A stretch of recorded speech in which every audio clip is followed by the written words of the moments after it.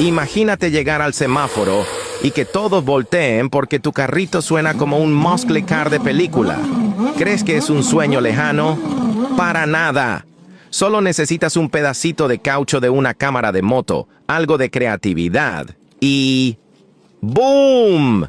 Tu escape empieza a rugir como un V8 recién salido del taller de Dominic Toretto.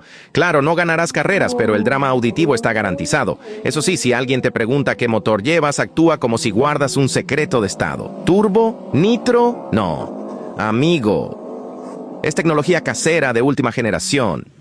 Ecológico. Más o menos. ¿Barato? Definitivamente. ¿Ridículamente divertido? Por supuesto.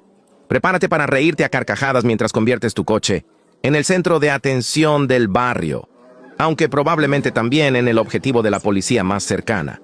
Así que ya sabes, ¿te animas a darle vida al escape más gracioso de la ciudad?